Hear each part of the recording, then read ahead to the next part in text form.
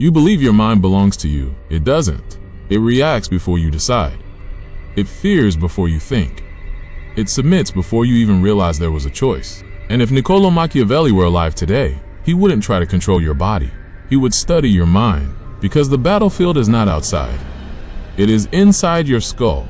Tonight, you're not going to hear motivation. You're going to hear betrayal, the ways your own mind quietly sabotages you, keeps you small, keeps you obedient, keeps you weak. Most men will stop watching halfway, because truth feels like insult when you're not ready. Let's begin. Truth 1. Your mind is addicted to comfort, not growth. You say you want power. You say you want respect. You say you want transformation, but your mind wants safety. Comfort is a drug, and your brain is its loyal servant. It will create excuses disguised as logic. This is not the right time. I'll start tomorrow. I need more preparation. Preparation is often procrastination wearing a suit. Your mind fears growth because growth demands pain, and pain threatens identity. So it protects you, not from danger, but from evolution. Machiavelli understood this. In The Prince, he never told rulers to remain comfortable. He taught them to act decisively, even ruthlessly, because hesitation invites collapse. Comfort is hesitation extended. Every time you choose ease over discipline, your mind strengthens its chains. And chains feel light until you try to run. Truth 2. You mistake emotional reaction for intelligence. Someone disrespects you. You react. Someone criticizes you. You defend. Someone ignores you. You feel diminished. You believe these reactions are natural. They are predictable. And predictable men are controllable men. Your mind confuses emotion with truth. It tells you, if you feel it, it must be real. But emotions are survival mechanisms, not strategic tools. Anger feels powerful, but often it exposes weakness. Jealousy feels justified, but it reveals insecurity.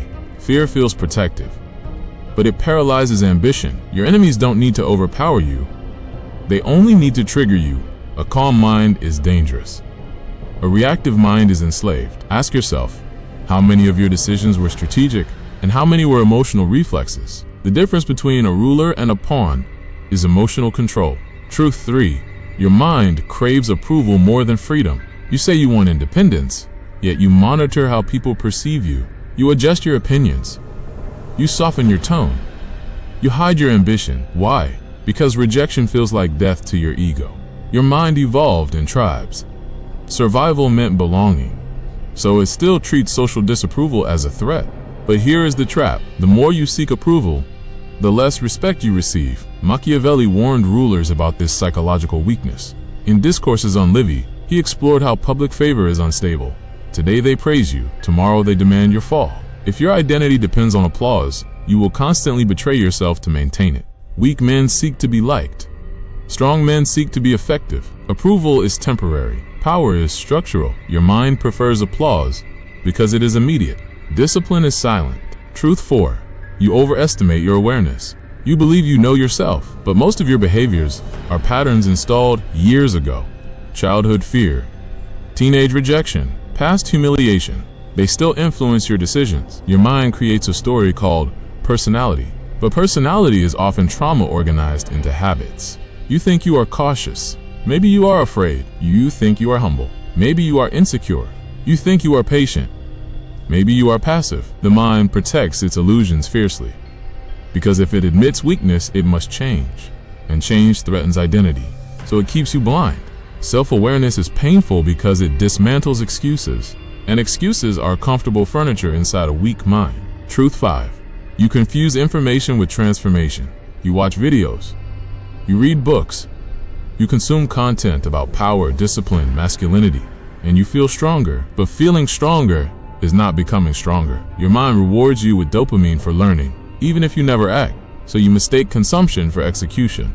You feel productive without producing. This is modern weakness. Machiavelli wrote strategy not to entertain thinkers, but to shape rulers. Knowledge without action creates fragile intellectuals. Action without reflection creates reckless fools. But most men never cross the bridge between knowing and doing, because knowing is safe. Doing risks failure, and your mind would rather fantasize about dominance than endure the humiliation required to earn it. Look carefully. Nothing here is mystical. Nothing here is motivational. These are psychological structures that quietly limit you, and we've only exposed 5. The deeper truths are darker, because the greatest prison is not society, not government, not competition. It is the architecture of your own mind. If you're ready, we continue. If you're still here, it means one of 2 things. Either your ego is strong enough to tolerate discomfort, or you are finally tired of lying to yourself. Now we go deeper. Truth 6. Your mind protects your weak identity. You say you want to become stronger, but your identity is built around being the way you are. If you've always been the nice guy, your mind resists becoming dominant. If you've always been the funny one, your mind fears being taken seriously. If you've always been the underdog, your mind finds comfort in struggle.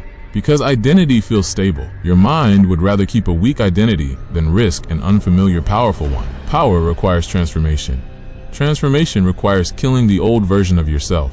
And the mind treats identity death like physical death. This is why people sabotage themselves the moment they start improving. They get close to becoming someone new, and suddenly they procrastinate, they self-destruct, they quit.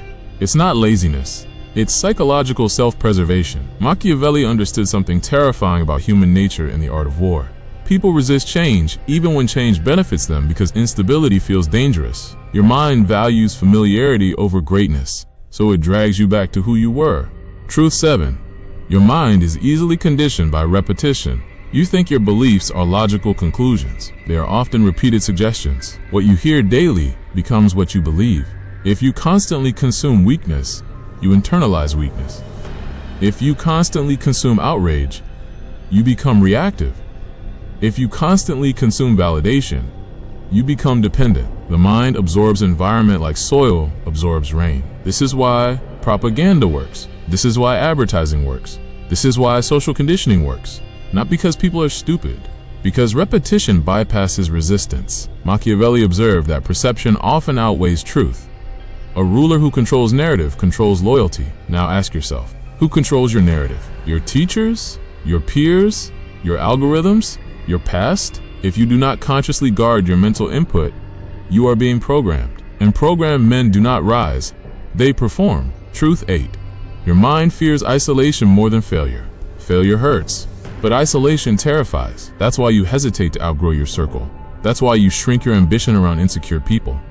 That's why you dilute your opinions in hostile environments. Your mind equates isolation with abandonment, so it pressures you to conform. But conformity kills potential quietly. Machiavelli wrote that a ruler must sometimes stand alone to maintain authority. Popularity shifts. Loyalty shifts. Crowds are unstable. The moment you require constant agreement, you surrender influence. Isolation is the tax for elevation. Weak minds avoid it. Strong minds endure it. You cannot become exceptional while seeking universal comfort. And deep down, you know it. Truth 9. Your mind creates invisible ceilings. You think your limits are external, money, connections, opportunities, genetics. But often your biggest limits are psychological ceilings installed years ago. Someone told you, you're not leadership material. You're average. Don't aim too high. Be realistic. And your mind accepted it. It built a silent boundary. Now every time you approach something greater, you feel resistance. Not because you can't, but because your internal blueprint says you shouldn't. Machiavelli never advised rulers to think small. He advised them to anticipate threats, not shrink from ambition. Yet most men pre-defeat themselves. They reject themselves before the world ever does. The ceiling is invisible, but it dictates everything. Truth 10. Your mind prefers illusion over responsibility. This is the most brutal one. Your mind would rather blame than build. Blame society, blame parents, blame economy, blame luck. Blame feels relieving. Responsibility feels heavy.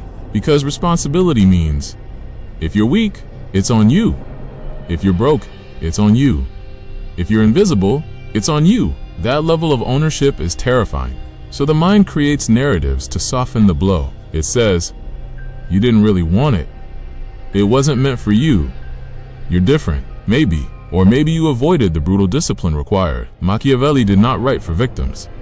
He wrote for those willing to shape fate. And shaping fate requires one uncomfortable truth. No one is coming to rescue you from your own psychology. Your weaknesses are not accidents. They are tolerated patterns. Now step back. Look at the architecture. Your mind seeks comfort. It reacts emotionally. It craves approval. It protects identity. It absorbs conditioning. It fears isolation. It builds invisible ceilings. It avoids responsibility. And you call this myself. But what if the version of you that feels natural is simply the version that has never been challenged properly? Here is the final, uncomfortable question. If your greatest enemy lived inside your thoughts, would you even recognize him? Or would you defend him because he sounds exactly like you? Silence. That silence you feel right now, that's awareness beginning. And awareness is where power starts.